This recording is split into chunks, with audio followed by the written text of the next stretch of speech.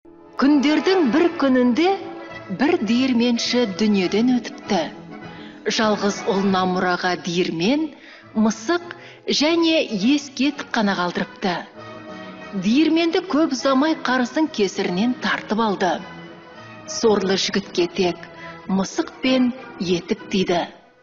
Қожайынын аяп, мысық оған бұлай дейді: Сен қайғырма, етіңді маған бер де менің айтқанымды жасай бер. Онда тез арада байдай беделді болып шығасың. Жігіт сұрағанда ескетігін мысыққа береді. Ол етікті киіп алып, бір қаудан орам жапырақты қапқа салып, қояндарды аулауға кетеді. Қоянның жемін ашық жерге жайып қойып, өзі жасырынып отырады. Көп ұзамай қояндар да көрінді. Орам жапырақ жатқан жерге келіп, жей бастайды. Мысық икемін көрсетіп, бір қоянды ұстап алып, патшаның сарайына жөнелді. Патшаның алдына келіп: Маркиз Карабас, мына қоянды дастарханыңызға сыйлық етіп жіберді деп, мысық жар салды.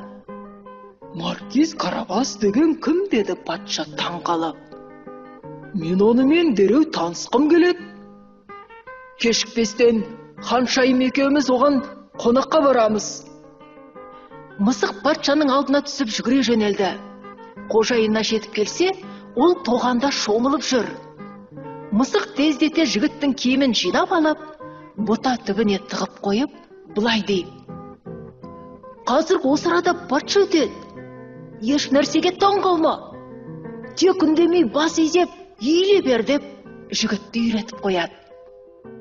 Патшаның күймесі жігіт отырған жерден өтіп бара жатқан кезде, мысық патшаның алдынан шығып: Мұнда келіңіздер.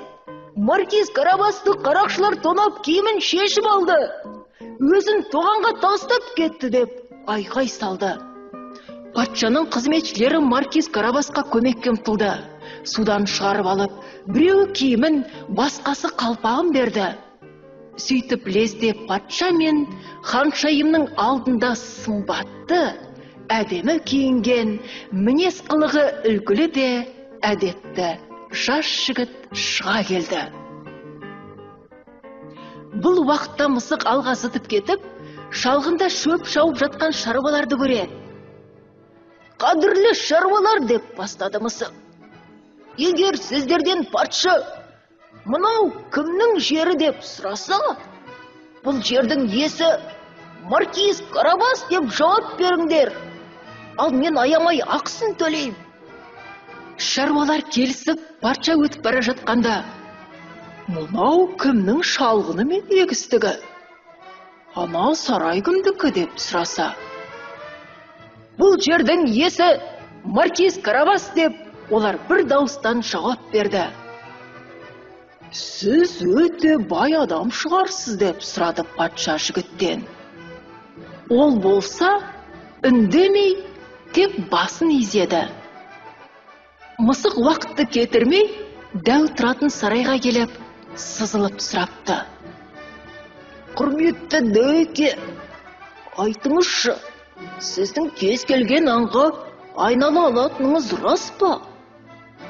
Дәу қарқ-қарқ күліп жіберді де, қаһарлы арыстанға айналды. Байқұс мысық қорыққаннан талып қала жаздады.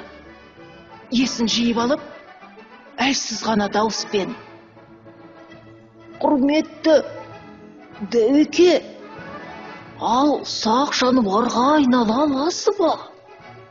Мысалы, кішкене ғана тышқанға деп сұрады. Дәу тышқанға айналған сәтте, мысық оны бас салып, жұтып жіберді. Осы уақытта патша мен ханшайым нөкерлермен қоса дәудің сарайына жақындап қалды. Мысық қақпаны ашып, бәрін той-думанға шақырды.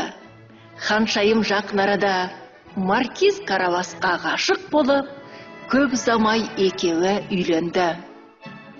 Осылайша Маркиз Карабас бай және атақты адам бола қалды. Ал мысық болса, өмір бойы тышқанды тек ермек үшін ғана аулапты.